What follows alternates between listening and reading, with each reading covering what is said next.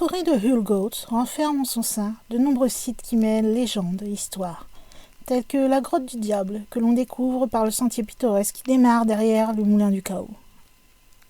Si l'on descend dans la grotte, on peut voir couler au fond la rivière d'argent, rivière facétieuse qui joue à cache-cache, tantôt bondissante et vive à l'air libre, tantôt souterraine et secrète. Présents sur les lieux, deux petits guides proposent aux touristes l'histoire de ce site au nom si évocateur de légende. Jadis, un révolutionnaire des alentours de Berrien, poursuivi par les Chouans, partisans du roi, se serait réfugié dans cette grotte. Mais cette dernière était si sombre et si froide que le fuyard décida alors, au risque de signaler sa présence, d'allumer un grand feu de branchage pour se réchauffer. Était juché sur sa tête un chapeau où se dressaient deux plumes rouges, et sa main serrait une grande fourche, seule arme à sa disposition pour se défendre. Mais quand les Chouans descendirent dans la grotte, ils crurent revoir derrière le feu l'ombre du diable, et se sauvèrent en hurlant « Au diable! Au diable !»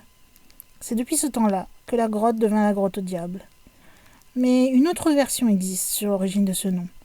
Une version racontée par Jean-Marie Le Scraigne, faisant revivre des personnages légendaires qui jouaient de mauvais tours aux humains. Mais écoutez plutôt.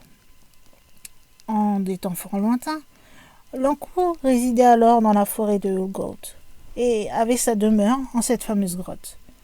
Mais se trouvant trop à l'étroit, le maniement de la faune nécessitant de l'espace, bien sûr, Lancourt décida d'émigrer sur les hauteurs des monts d'Arrée, où il se trouvait plus à son aise pour exercer son labeur. Il céda, en partant, sa place à son confrère, le diable, qui y trouva là un trou à sa convenance. Grâce à ses pieds et mains griffus, il pouvait en effet descendre au fond de la grotte et accéder aux enfers, exploit que ne pouvaient accomplir les pauvres humains. De son repère, il mena la vie dure aux habitants de Hulgoat, répandant la terreur et leur jouant des tours pendables. Mais un jour, à son tour berné et ridiculisé par le bourrelier de Kerninaoet, il dut s'enfuir et trouva la mort au bout de son exil. La diablesse et ses enfants, les diablotins, abandonnés par leur père et mari, finirent eux aussi par mourir de faim et de froid, dans une extrême misère.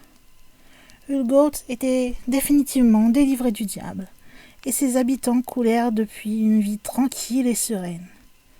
D'autres versions sont bien sûr possibles, et le visiteur qui s'aventure au plus profond de la grotte du diable y trouvera peut-être ce qu'il veut croire, et se laissera emporter par sa propre imagination.